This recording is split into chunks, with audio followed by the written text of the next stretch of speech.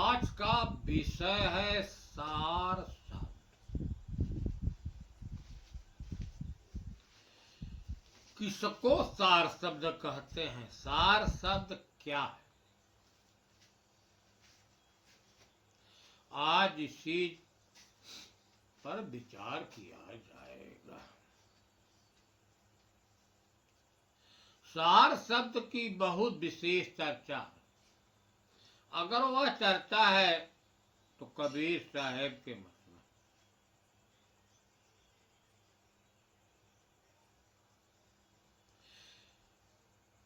सार शब्द जाने बिना कागा हंस न हो। कहते हैं कि कौवा से वह हंस हो जाता है अगर सार शब्द का बोध हो गया तब।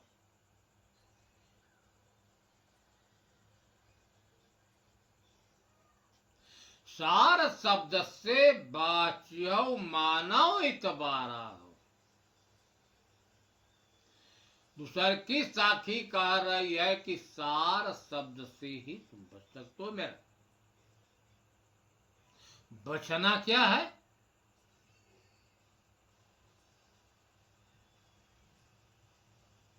सबसे बड़ा दुख है जन्मना मरना।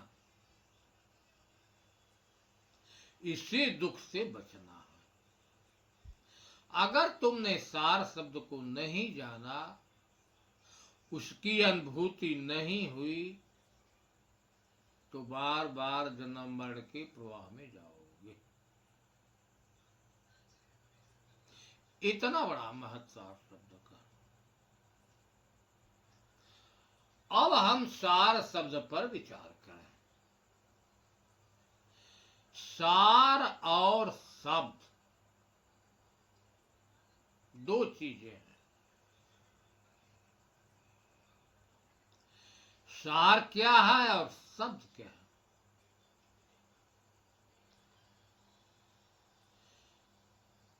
सार का संबंध चेतन से है, आत्मा से है, ब्रह्म से है, राम से है, हरि से है। कहीं उसी को भगवंत कह दिया जाता है, कहीं ईश्वर कह दिया जाता है, कहीं परमात्मा। लेकिन एक ही के अनेक नाम हैं। शब्द की उत्पत्ति होती है प्रकृति से। आकाश का मूल गुण शब्द है। शब्द का संबंध सीधे प्रकृति माया से।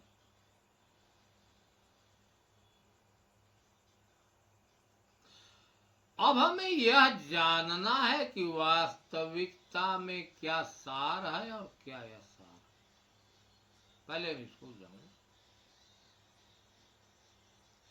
सार जो है नित्य और शाश्वत है। उसका कभी अभाव नहीं है। शब्द का संबंध प्रकृति से।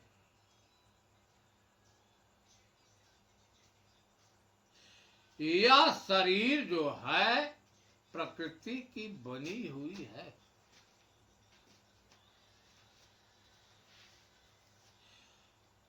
आकाश वायु अग्नि जल पृथ्वी से बना यह घर है। इस घर में आप देख रहे हैं कि चलता फिरता घर है, लेकिन घर में रहने वाले कौन लोग हैं? एक है सार। उसी को सत्य कहा गया है, उसी को आत्मा कहा गया, परमात्मा कहा गया। दूसर की है उसकी माया शक्ति। सारे कार्यों को करने वाले यही उसकी माया शक्ति है। चेतन की साथी वह है मन चित्त बुद्धि। लेकिन इसके पास स्वयं की सत्ता नहीं है। चेतन की ही सत्ता से, आत्मा की सत्ता से चेतन।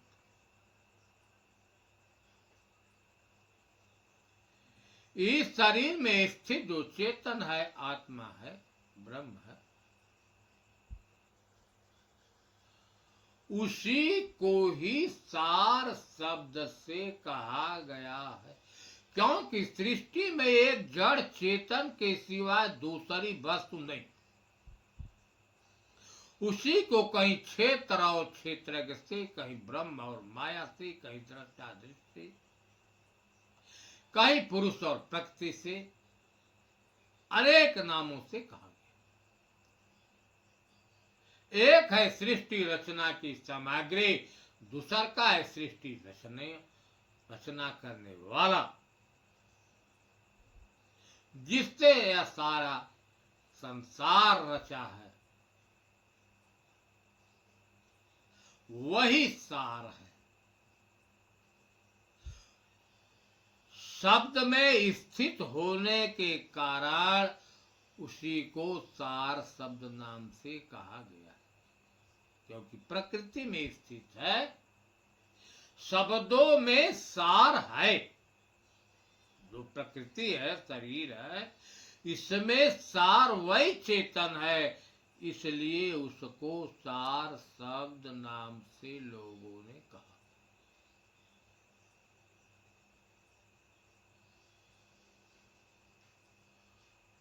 और महापुरुषों को, प्रमाणों को देखें कि सार शब्द, कबीर साहब धर्मदास को बताते हैं सार शब्द के बारे में कि सार शब्द विदेह स्वरूपा।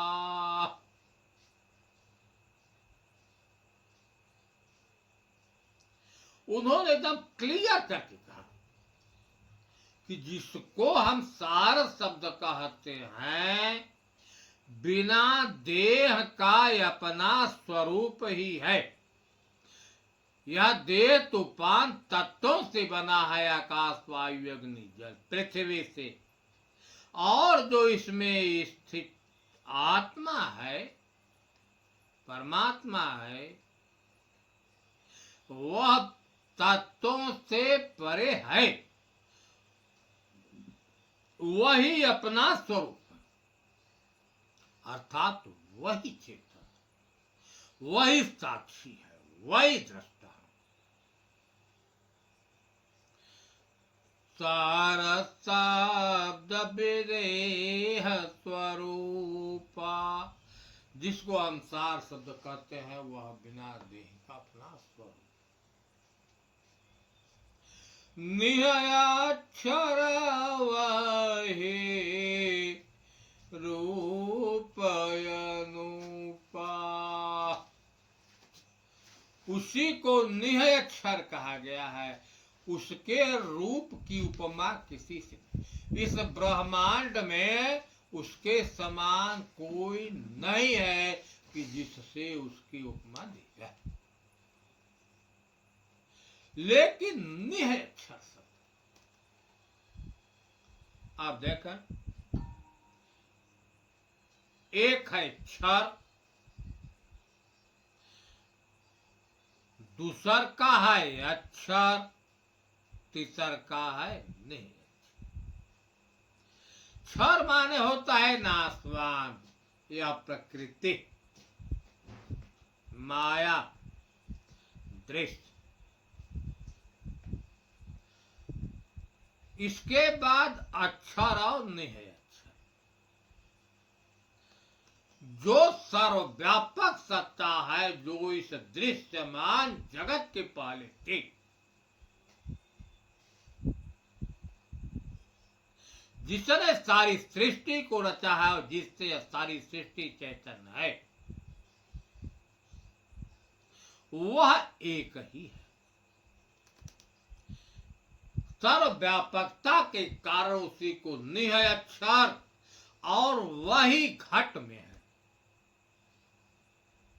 उसी परम तत्व को अच्छा, अ माने नहीं, क्षर माने नाश, जिसका कभी नाश नहीं होता, इसलिए उस परम तत्व को अच्छा समझेगा।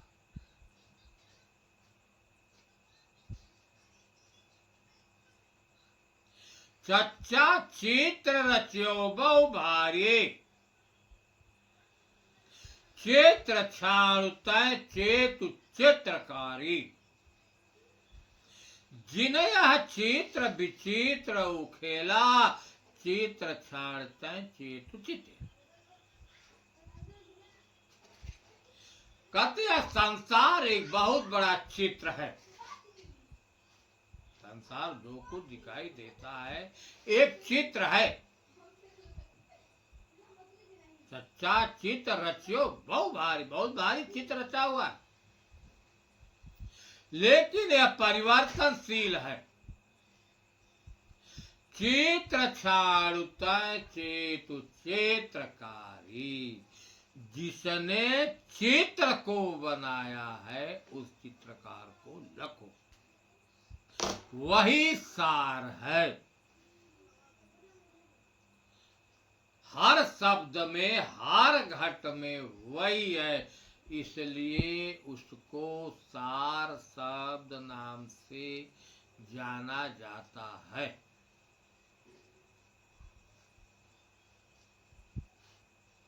छच्छा आहि छत्रपति पासा। जो छत्रपति है अर्थात जो सर्व ब्रह्मांड का नियंता सर्वव्यापक है, वही शरीर में है। छक न रहत मेट सब आशा। सभी आशाओं को मेट कर तुम क्यों नहीं शांत हो जाता। इस शरीर में जो चेतन है, जिससे यह शरीर चेतन है, जो छत्रपति है, छत्र का स्वामी, उसी को सार शब्द नाम से जाना जाता है। बीजक साखी में नष्टे का राज है, न फरक बरते टेक। सार शब्द टकसार है, हृदया माहि विवेक। आपने देखा, कहा कि नष्टे का राज है।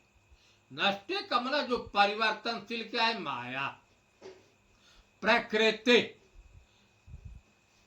उसी का साम्राज्यों को दिखाई देते हो माया।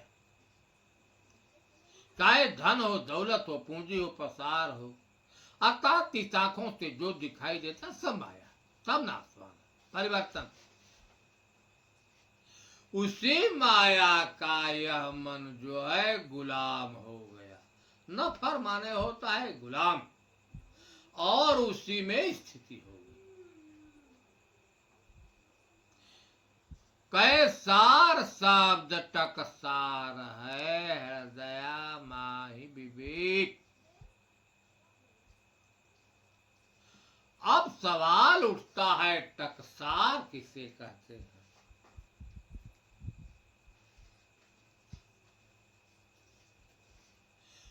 जहां से जिस चीज का निर्माण होता है उसका वह टकसार है। जहां पैसा का निर्माण होता है, नोट छपते हैं, सिक्के ढलते हैं, उसका वह टकसार है। यहाँ टकसार का भाव होता है जिससे यह सारी सृष्टि उत्पन्न है और जिससे यह सारी सृष्टि चैतन है।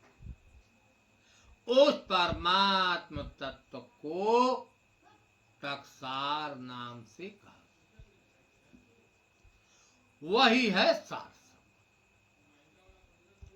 उसी को कहीं टकसार, कहीं सार शब्द, कहीं आदि नाम, कहीं आदि पुरुष,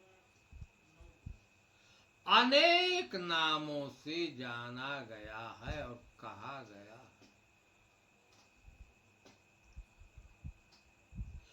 सार शब्द से जानिए आत्म चेतन अजीव, कहीं यातम कहीं चेतन। ज्ञान है ताकर नित्य गुण, घट घट में अनु।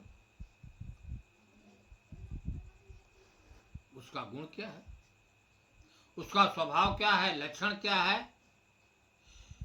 वह सबको जानने वाला है, सबका प्रकाशक है, सबका साक्षी है।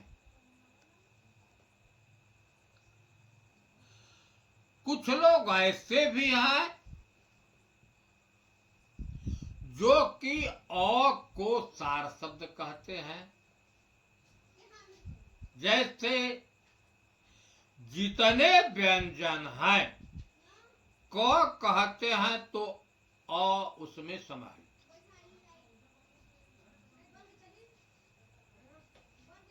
जितने व्यंजन हैं सब में अ समाहित।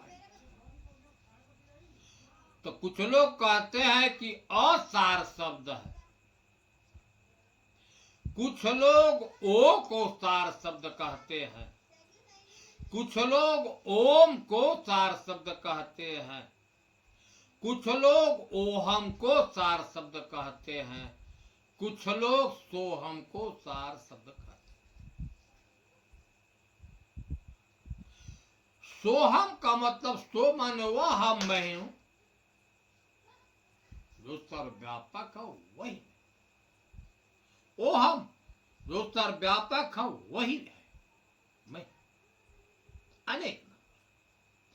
लेकिन वास्तविकता में जो सार शब्द नाम से जाना जाता है वह इस घट में स्थित आत्म ही है, परमात्मा ही है, ब्रह्म ही है, राम ही है, कोई दूसरा नहीं।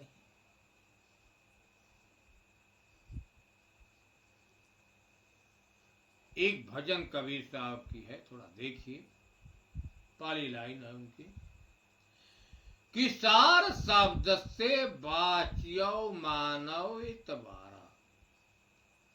कहा जो सार है, शब्दों में सार अर्थात शरीर जो है, इसमें जो चेतन है वही सार,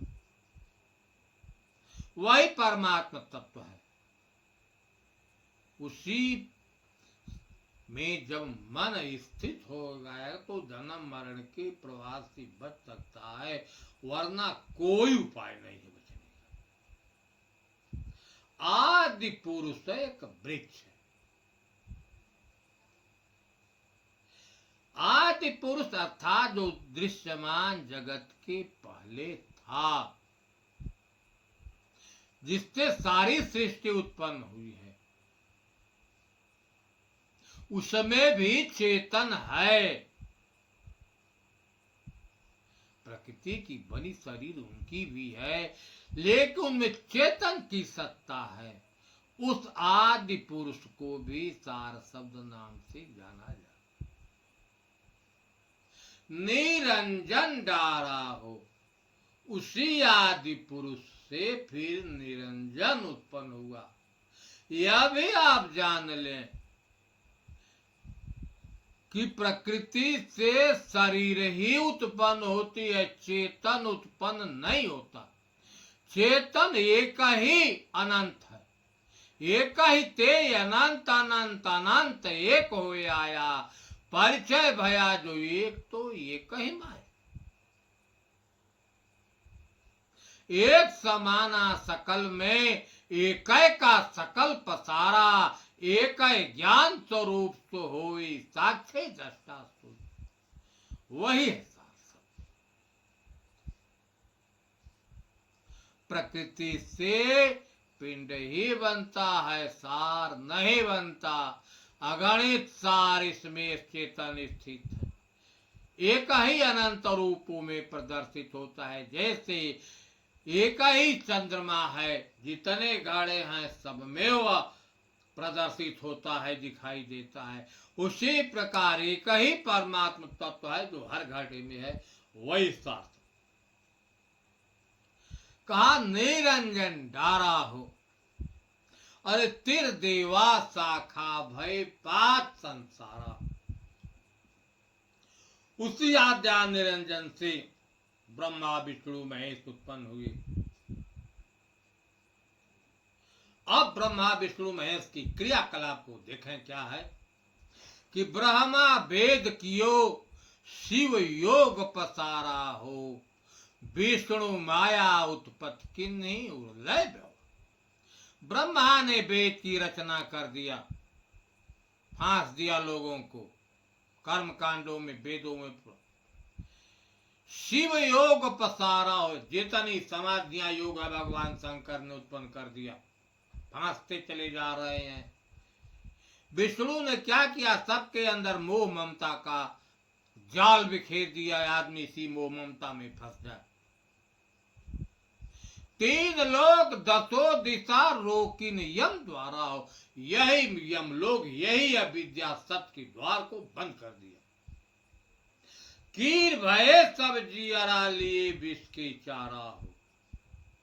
कीर माने सुग्गा जैसे आप फंस जाता है, उसी प्रकार यह प्राणी जो है कहीं वेदों में, कहीं पुराणों में, कहीं कुरानों में, कहीं सिद्धियों में, साधना में फंसता चला जाता है। ज्योति स्वरूपी हाकिमा जिन अमल पसारा हो, जिसने इस अमल को पसारा है वह है मन।